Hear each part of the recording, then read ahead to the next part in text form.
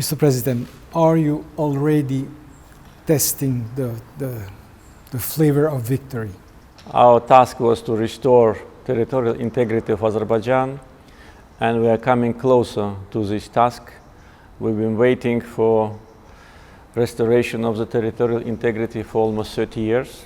As you know, during all this time, Azerbaijan was strictly committed to negotiation process, but unfortunately it did not result in any tangible outcome.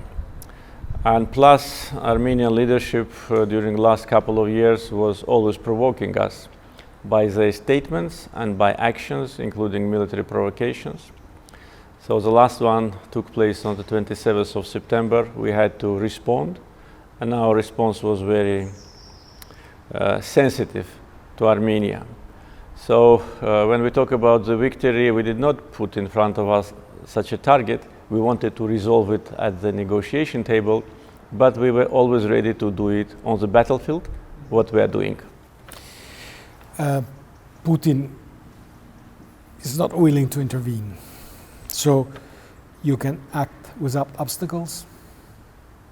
Actually, I on many occasions commented the situation that the co-chairs of the Minsk group, 3 countries which are at the same time permanent members of the Security Council of the United Nations, adopted resolutions back in 1993 which demanded immediate and complete and unconditional withdrawal of Armenian troops from the Azerbaijani territories. Therefore, these countries themselves created the legal base for the settlement. But Armenia did not implement these resolutions. Another point which I was referring to is that mediators must be neutral, no matter how they feel about the situation, how close their relations are with us or with Armenia. But if they are not neutral, they cannot be mediators. Therefore, the neutrality now which we more or less see on the ground, I think, is the only way how the things can happen. Therefore, it was not a kind of for us a green light. We responded to Armenian attack on the 27th of September without any 100% understanding who will do what.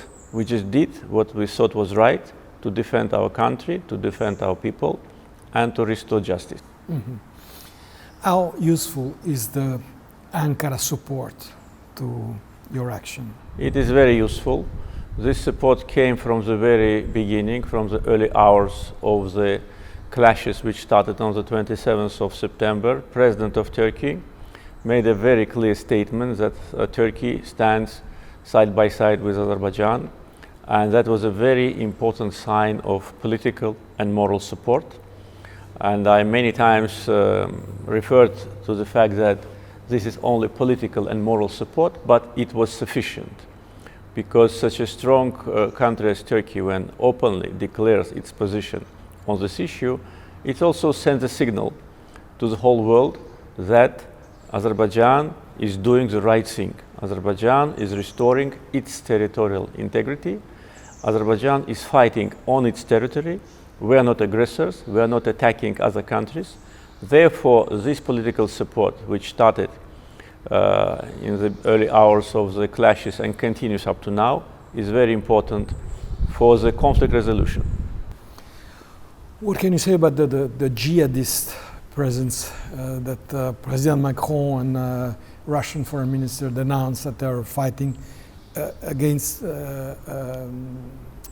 Armenia with your army? Is it on many occasions? I already during this time, more than 1 month, referred to this issue and said that this is not true.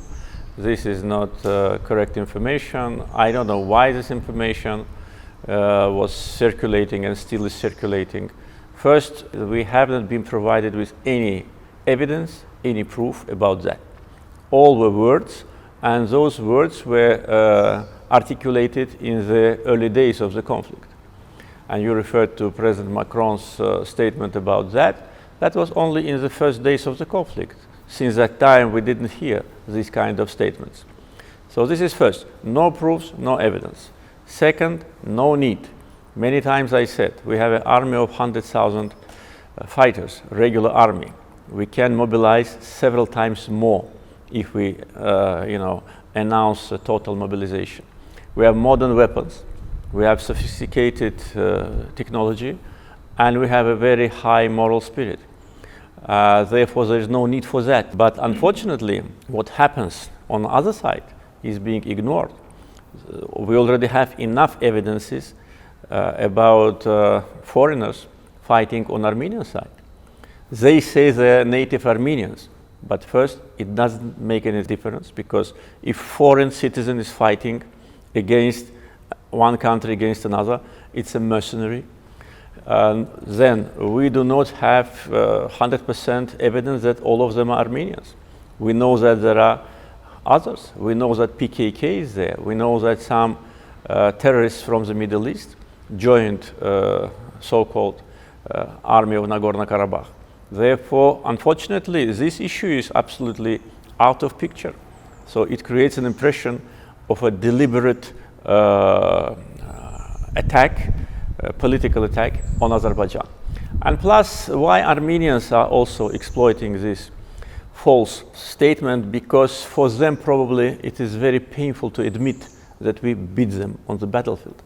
For 30 years, they've been pretending that they have an unbeatable army. For 30 years, they were telling that they, on their own, occupied our territories, though we know that it was wrong. So we proved them who is who. We proved that their so-called unbeatable army is a legend, is a mythology. And for them to admit it is very painful. But they already admitted their defeat. Prime Minister Pashinyan sent a letter to President Putin asking for military help.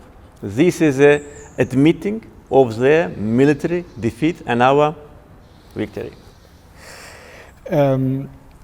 What will be the difficulty for you to manage a possible victory in a territory who is populated by 98% of Armenian people? This territory was populated with this, maybe higher now. It was higher because all Azerbaijanis have been expelled. They committed ethnic cleansing against Azerbaijanis. It's statistics, Soviet statistics, not our statistics. How many people of different nationalities lived in Nagorno-Karabakh Autonomous District in the end of 70s? There were almost 25% of the population were Azerbaijanis, 40,000 people.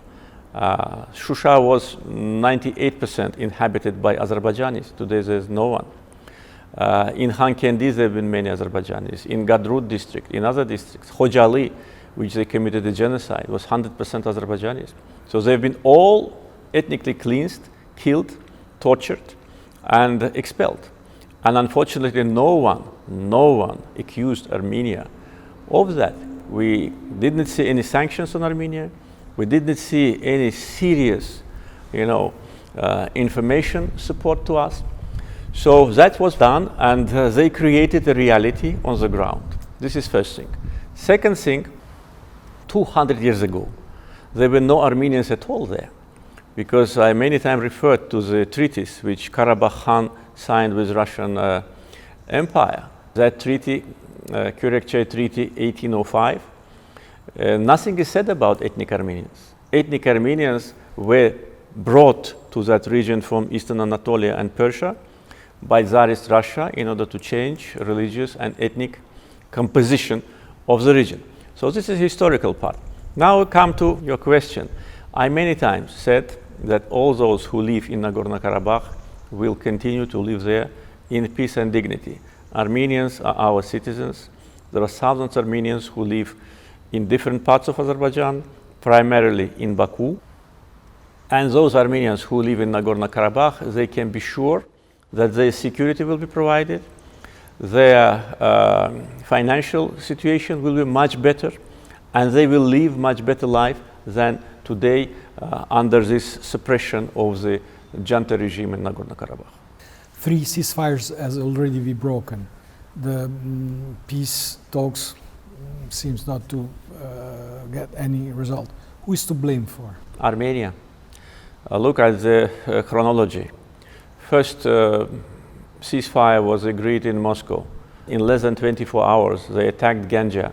with ballistic missile from the territory of Armenia. It is proven. Russia, France, and United States, and many other countries can detect the launch of ballistic missile. So they know it was launched from Armenia, and Pashinyan was lying when he said that it was not them. So that was in less than 24 hours, and they attacked at night in a very mean way. They attacked deliberately the residential settlement. And as a result of 2 attacks, almost 30 people, innocent people, including children, were killed. Second ceasefire was violated by them after 5 minutes of the announcement of that. And the third ceasefire they violated, attacking Barda.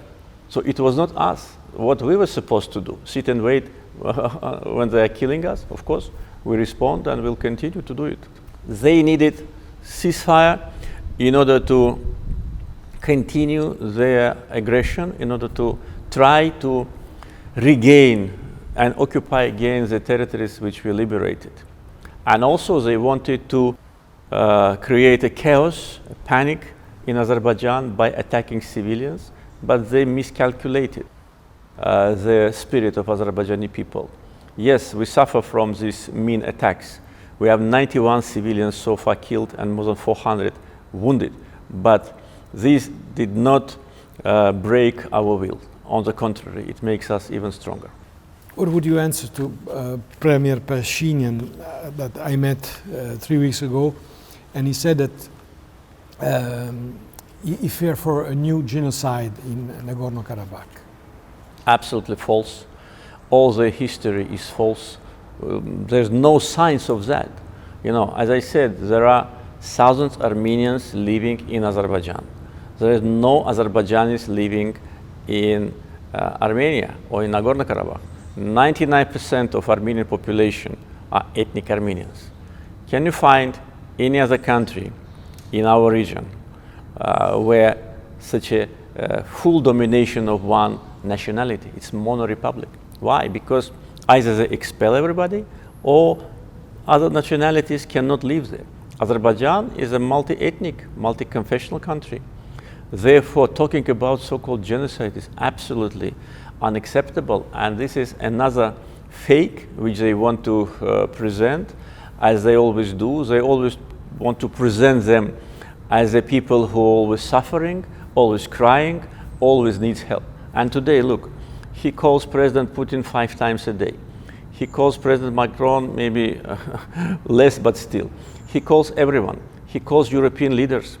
He asks for recognition of Nagorno-Karabakh, not understanding that there is a unified position of European Union on territorial integrity of Azerbaijan.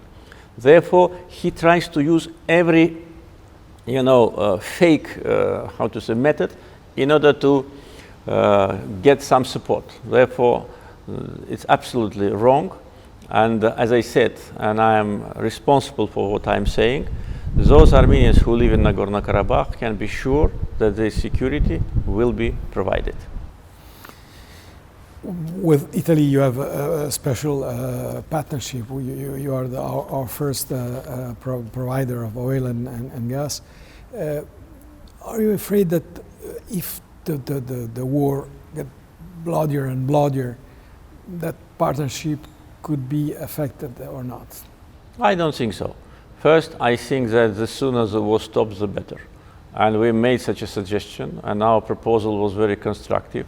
I said many times during this more than 1 month, can repeat once again, we are ready to stop today if Armenia Prime Minister makes a commitment that they will liberate the remaining part of the territories. He did not make this commitment so far. When asked about compromises, he always talks about self-determination. But self-determination is not the compromise they have to do. Their compromise, so-called, must be liberation of all occupied territories with respect to the implementation of UN Security Council resolutions and the basic principles. Because basic principles say that 5 regions and then 2. So far already done by us unilaterally. Therefore, he must say that he will pull back the troops from remaining part of Agdam and Kelbejar and Lachin districts. But he doesn't make this statement. So it shows that he doesn't want the war to stop. We are ready. This is first. Second, I don't think that it will create any complications with respect to our relations with our partners. With Italy, we have a special relations. We have signed a document which is called the Strategic Partnership Document. And just before the pandemic, I paid an official visit to Italy, which was very successful. And with a very big plans, I returned back home. And I'm sure we will implement those plans, though pandemic interfered a little bit. But it is mainly non-related to energy sector. On energy track, we did, I think, all what we planned. Today, I think Italy, for us, is a major trading partner because of oil supplies. And also soon we will celebrate the inauguration of TAP, thus Southern Gas Corridor will be completed. And plus many Italian companies work in Azerbaijan successfully for many years. We are planning to invite more Italian companies as contractors. By the way, they have completed such important projects as petrochemicals here. And with President Mattarella together, we've been at the opening ceremony. Therefore, I'm sure that this conflict will not influence our relations, not only with Italy, but with no other country. So I'm sure about that.